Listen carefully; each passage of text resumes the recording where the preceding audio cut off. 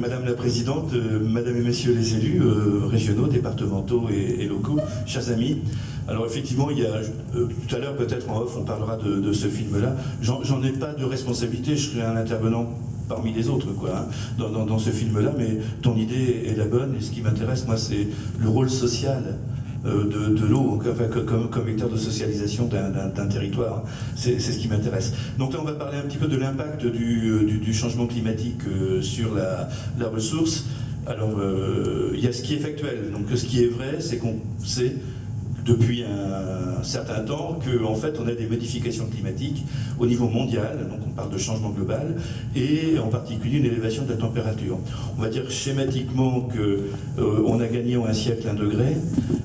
Pour rappeler l'histoire de l'augmentation de la température depuis 12 000 ans, c'est-à-dire la fin de l'ère glaciaire, de la dernière ère glaciaire, on a gagné entre moins 12 000 ans et maintenant environ 5 degrés.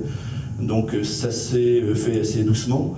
Le dernier degré a été gagné au siècle dernier et le prochain degré risque d'être gagné dans les 20 ans qui viennent. On peut dire qu'il y a une véritable accélération de ce phénomène-là et qui n'est pas sans impact. Là, c'est une redite, le grand cycle de l'eau, donc on vous a dit tout à l'heure quel était le volume. Vous imaginez un cube d'1 kilomètre de côté, hein, et vous en comptez en gros 1 milliard. Donc ça vous donne la réserve d'eau. Ce qui est intéressant, c'est de regarder que la véritable autoroute de l'eau douce, c'est la circulation atmosphérique. C'est ce qui se passe dans l'air. Et que ce qui se passe en fait au niveau du sol, au niveau en fait des rivières, est relativement faible par rapport à la quantité d'eau qui circule dans les atmosphères. Dans notre atmosphère. Il faut savoir que, également, on va parler beaucoup de chiffres, hein, que 1 degré de température en plus, de température moyenne, c'est 3% de nébulosité en plus. Bon, ça veut dire quoi? Ça veut dire que, en fait, il devrait pleuvoir plus. Sauf que, diapo suivante, on voit la petite part 0,3% de l'eau qui est potentiellement utilisable par les êtres humains. Donc 3% de 0,3%, ça fait quand même pas beaucoup d'eau en plus, et d'autant plus qu'il ne pleuvra beaucoup plus dans les régions où il pleut beaucoup. On a vu certaines régions du monde où il pleut énormément, et il pleuvra beaucoup moins dans les régions où il ne pleut pas grand-chose. Donc là, on est sur une région qui risque d'être impactée plutôt de manière négative. La suivante, voilà. Donc maintenant, une fois qu'on a ces fondamentaux, qu'est-ce qui se passe chez nous? Moi, j'habite la partie est du département, pardon, donc le pays Midi-Quercy, et je vais m'en servir comme tremplin, comme exemple pour vous parler des impacts sur la ressource en eau. Voilà, donc quelques chiffres. La superficie de Midi-Quercy, c'est pratiquement 1200 km², c'est 48 000 habitants, un petit peu plus maintenant. C'est en fait 750 millions de mètres cubes de précipitations par an. Hein, quand on multiplie la surface par la pluviométrie moyenne, ben on trouve un chiffre de 750 millions de mètres cubes par an, ce qui n'est pas grand-chose, hein, tout compte fait. Et on a une température annuelle moyenne de 14 degrés. Donc ça, ce sont des fondamentaux dont il faut se rappeler. 14 degrés, c'est la température moyenne du monde. Donc on est, voilà, on est bien positionné. Là, voilà. Donc sur la suivante, ce que l'on sait, c'est que grâce aux données de Météo France, depuis en gros 1960, c'est qu'on a une augmentation non négligeable de la température. On voit qu'on est passé d'une température moyenne de 12 degrés et demi à une température moyenne de 14 degrés en une cinquantaine d'années, et qu'au contraire, la pluviométrie a tendance à baisser. On a perdu plus de 80 mm de précipitations par an, en moyenne, hein, sur cette distance temporelle. 1 mm de pluie sur 1 hectare, c'est 10 tonnes d'eau. Donc 80 mm de pluie sur le même hectare, c'est 800 tonnes d'eau. Donc ça, il faut l'avoir en tête pour avoir en fait une bonne idée de ce que sont les chiffres. Voilà, sur la suivante. Voilà, donc en fait l'eau sert essentiellement, donc en fait on sait qu'on a des écoulements, et donc elle sert en particulier à la reconstitution de la ressource, parce qu'il ne pleut pas toujours au bon moment, et on peut, pour avoir de l'eau toute l'année quand on en a besoin, il faut avoir du stockage, donc du stockage naturel, ce qu'on appelle la ressource.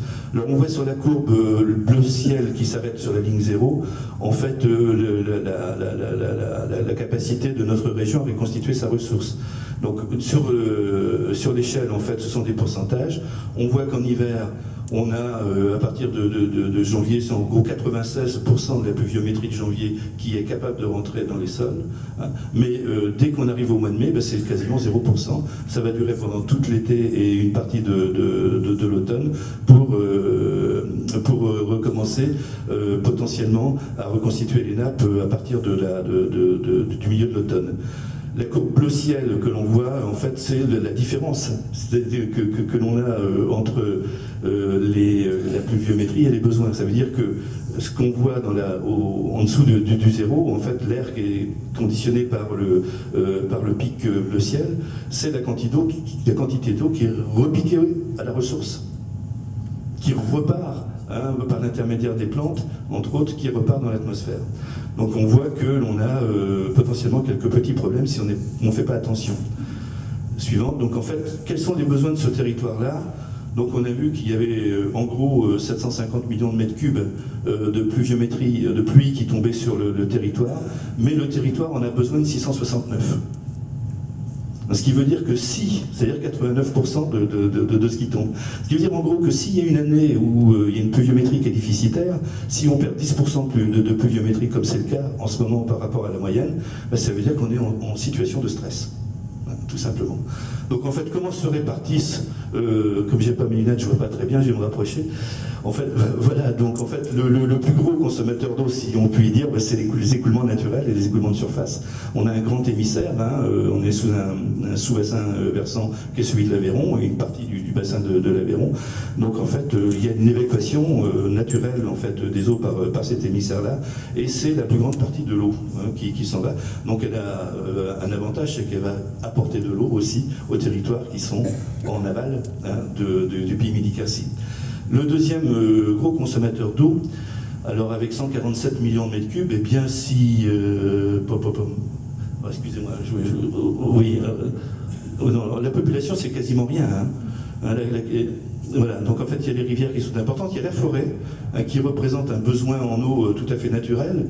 On a besoin de la forêt, on expliquera peut-être pourquoi tout à l'heure. La forêt est particulièrement importante pour la réserve d'eau. C'est pas un très gros consommateur d'eau, mais on a une belle surface boisée, donc en fait il faut la garder.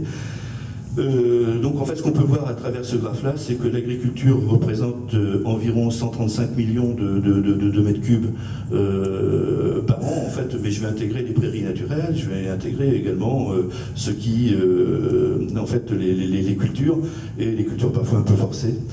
Donc il n'est pas question, encore une fois, là je vais rejoindre ce qu'a très bien dit monsieur Moignard tout à l'heure, pas question de fustiger quelques personnes que ce soit, quelques groupes que ce soit. On a besoin du monde agricole pour manger, tout simplement, parce que si on ne les avait pas, on ne serait pas là pour en parler. Donc en fait, il faut faire la différence entre la grande majorité des agriculteurs qui sont socialement responsables et ceux qui exagèrent parfois, mais dans tous les groupes, dans tous les corps de métier, eh bien, on trouve à peu près les mêmes différences. Donc sur la suivante. Donc voilà, on va parler des tendances. Comme chaque 20 minutes, en fait, on va aller très très vite. Je suis désolé, mais il y a d'excellents orateurs qui vont me suivre et qui vont avoir des choses très intéressantes à vous raconter. Quelles sont les projections à horizon 2030? Donc à travers des modèles qu'on appelle décennaux, c'est-à-dire en fait sur des pas de 10 ans, avec des distances temporelles qui ne sont pas trop lointaines, de manière à avoir des modèles qui soient fiables dans la réponse qu'ils vont donner, qu'il n'y ait pas trop de dispersion à la fin. Ce que l'on peut voir, c'est que l'on a une augmentation de la température. Je vous ai dit tout à l'heure encore 1 degré de température moyenne à venir sur les 20 ans qui viennent, ça c'est avéré. Ces modèles-là, en fait, qui sont ceux de mon labo, en fait, ont été validés par les services scientifiques de Météo France. Donc, il y a, à mon avis, une réelle fiabilité. Et puis surtout, ce qui me paraît beaucoup plus embêtant, c'est qu'on a encore une baisse de pluviométrie, et essentiellement pendant l'hiver. Or, on a vu tout à l'heure que, en fait, c'est pendant l'hiver que se faisait la reconstitution de notre ressource. Donc, si on ne fait pas très attention à la qualité et à la quantité de notre ressource, on risque d'avoir des problèmes. On risque de diminuer par 2 la pluviométrie hivernale, et ça fait 2 ans d'ailleurs qu'on en souffre. Ça fait 2 ans consécutifs où on a quasiment pas de pluviométrie hivernale. Donc ça c'est quand même la tendance. Alors quelles sont les conséquences? Là je vais aller relativement vite aussi. Alors en fait notre bilan environnemental, alors on voit en bleu celui qui est aujourd'hui, hein, donc on voit, c'est la différence si vous voulez entre la pluviométrie et l'évapotranspiration. Hein, c'est ce qu'on appelle le bilan environnemental de l'eau. Donc on voit que en fait au-dessus du zéro, bah, c'est ce qui est positif, c'est-à-dire en fait on a plus d'eau qui rentre que d'eau qui s'en va. Et que très rapidement, à l'heure actuelle, donc dans les barres bleues, en fait, on a, à partir du mois de mars, on commence à avoir un bilan qui est négatif, faiblement négatif, mais négatif quand même. C'est-à-dire que c'est la période où commence la floraison et la pousse des plantes. Et là, toute l'eau qui tombe, en fait, est consommée par les plantes et ça rentre plus dans les sols. On voit que pendant l'été, bon, ça devient critique, puisqu'en fait, on a près de 100 mm d'écart, c'est-à-dire que entre les besoins de la nature sont assurés par la réserve, et c'est de l'ordre de 100 mm par mois. Donc c'est pas anodin. Ce qu'on voit, c'est que sur le bilan environnemental 2030, en rouge, c'est bien qu'il y a une augmentation très sensible des besoins en eau, et en particulier, on s'aperçoit que c'est à partir du mois de février que commence à rentrer dans des bilans qui sont plutôt négatifs. Sur la diapo suivante, on a une autre façon de regarder le rapport entre la température et la pluviométrie à travers un diagramme qu'on appelle ombrothermique, donc ombros qui veut dire la pluie en grec, hein, le mot ombrella, ombrelle. Et donc on voit donc, 3 limites. Donc celle du haut avec le vert, en fait, c'est la limite qu'il y a entre les territoires qui sont dits humides et semi-humides. Celle du milieu en bleu foncé, c'est la limite entre le semi-humide et le semi-aride. Et quand on est dans le bleu ciel, c'est-à-dire en fait au niveau 10, là on rentre dans les limites de l'aridité, c'est-à-dire en fait dans des régions péridésertiques. Donc qu'est-ce qui se passe sur la courbe bleue? Bien, on voit la distribution du rapport pluviométrie-température à travers un diagramme qui s'appelle le diagramme de Marton. On voit la répartition en fait spatio-temporelle du rapport ombrothermique, et on voit que bon, on est plutôt actuellement, sauf en été, pendant un petit peu de temps, dans une période de semi-aridité, mais ça on le sait pour le vivre, hein, et on s'en sort plutôt bien. Ce qui va se passer avec les modifications de température et de pluie, c'est qu'on voit que sur la courbe rouge, l'indice 2030, c'est que d'ores et déjà, en fait, en plein hiver, c'est-à-dire en fait janvier, février, mars, eh bien, on sera en dessous de la limite de semi-aridité. Et on passera, vraisemblablement, on va tangenter pendant une courte période de l'été la limite de l'aridité, c'est-à-dire qu'en fait, on sera dans des conditions donc péridésertiques proches du Sahel, pendant une petite période de l'année. Toujours pareil, il ne faut pas que ça fasse peur, hein, ce sont des graphes qui sont faits pour réveiller et pour faire comprendre que c'est d'ores et déjà qu'il va falloir mettre en place des outils de gestion. C'est l'objectif principal. Donc en fait, parmi les conséquences, on va constater des baisses sur la disponibilité des eaux de surface. Donc là, on voit le différentiel de débit qu'il y a entre la Guépille ou Béjarec, qui sont la porte d'entrée et la porte de sortie du territoire. Et on voit que pendant toute une période non négligeable, hein, qui est de 7 mois, on voit qu'en fait, on a des débits différentiels qui sont excessivement faibles, inférieurs à 5 mètres cubes seconde. Ça veut dire quoi? Ça veut dire que tout au long du trajet de l'Aveyron sur ce territoire-là, on a une surconsommation saisonnière. Et que, en fait, si ça continue de cette manière-là, on risque d'avoir des baisses en une période d'étiage sévère de l'ordre encore de 17% du débit. Donc, donc hyper important. Bilan agronomique, donc sur les deux barres du bas, on a les besoins pour le blé et le maïs. Alors ce sont des besoins en millimètres, et qui ne sont pas tous les deux donc à la même période. Sur le maïs, en fait, on arrose le maïs, hein, vous le savez, on l'arrose pour deux raisons, c'est parce qu'il a besoin d'eau. Il y a une autre raison, en fait, qui est rarement évoquée, pourtant qui est importante, c'est que quand il fait trop chaud, on a des problèmes d'échaudage de grains. Donc, en fait, au-delà de 32 degrés de température maximum dans une journée, eh bien, le maïs ne fait pas de grains. C'est vrai pour le blé aussi, il y a une température beaucoup plus basse, parce que dès que ça dépasse 22 degrés, eh bien, le blé, il ne remplit pas son épi. Donc on arrose aussi pour baisser la température, et ça a son importance. Donc en fait, par contre, les besoins de 300 et quelques millimètres d'eau pour le maïs, ça se passe sur 2 mois. Alors que les besoins de 300 et quelques millimètres d'eau pour le blé, en fait, ça se passe sur 6 mois. hein. Donc en fait, il faut se rappeler cette échelle-là, hein. Donc en fait, sur les 2 barres du haut, en fait, on voit quelles sont les précipitations durant les besoins, et sur les deux, en fait, on a par différence, en fait, ce qu'il faut apporter par irrigation. Qu'est-ce qui va se passer en 2030? Vous avez donc une baisse de précipitation par rapport à maintenant, donc en fait une augmentation des besoins, et sur le haut on voit les variations des besoins. Donc on voit que sur le maïs, en fait, il faudra en gros 12% d'irrigation supplémentaire par rapport à maintenant. Par contre, sur le blé qu'on n'a pas besoin d'arroser maintenant, on peut se dire qu'on va remplacer le maïs par le blé, et puis il faudra l'arroser. Parce que pendant l'hiver, pendant la période de talage, en particulier, il faudra apporter de l'eau, et donc il faudra irriguer en hiver, ce qui est quand même un paradoxe. Mais c'est comme ça. Sur la diapo suivante, alors bien sûr, en très peu de temps, j'ai abordé quelques thématiques, mais il y en a d'autres qu'il ne faut pas oublier. Donc en particulier, ça a été très bien dit dans le film précédent, en fait moins de débit, ça veut dire pour des pollutions identiques, ça veut dire des concentrations supplémentaires, hein, c'est un rapport mathématique tout simple, donc en fait avec des impacts sur la santé publique qui sont évidents.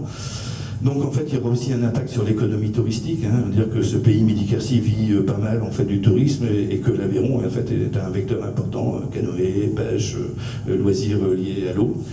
Il y aura un risque et une tension vraisemblablement sur la fourniture énergétique, et pas seulement sur les basses chutes, hein, donc en fait sur l'énergie hydroélectrique, mais il ne faut pas oublier que en fait, l'Aveyron, comme le Tarn, alimente en fait un bassin qui est important et qui va donc en fait permettre de refroidir Golfech.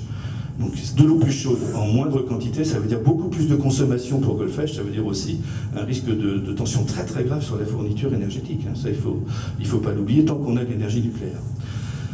Donc en fait il faudra, et on en a parlé tout à l'heure, réfléchir sur les maillages beaucoup plus importants d'adduction d'eau. À l'heure actuelle en fait il y a certains maillages de prévus en fait à partir du réseau de l'Aubrac jusque chez nous. Hein, donc en fait c'est dans les tuyaux. Ça se fera pas, je sais pas, mais il faudrait quand même y réfléchir. Donc en fait une augmentation, et ça a été très bien dit par M. Maillard tout à l'heure, obligatoirement du prix de l'eau, et pas que de notre eau de consommation à nous, hein, mais en fait je pense de l'eau agricole également, hein. Il faudra y penser.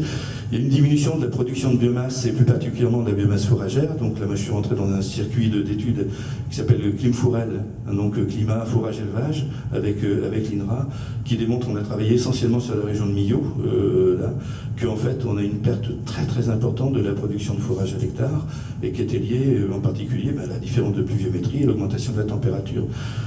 Les déductions qu'on a pu faire, c'est que si on arrivait en fait à avoir des sécheresses beaucoup plus longues, donc moins de pluviométrie, beaucoup plus de température, en fait on perdrait une partie de la biomasse naturelle, hein, sur les prairies naturelles, et en particulier sur les annuelles, les plantes annuelles.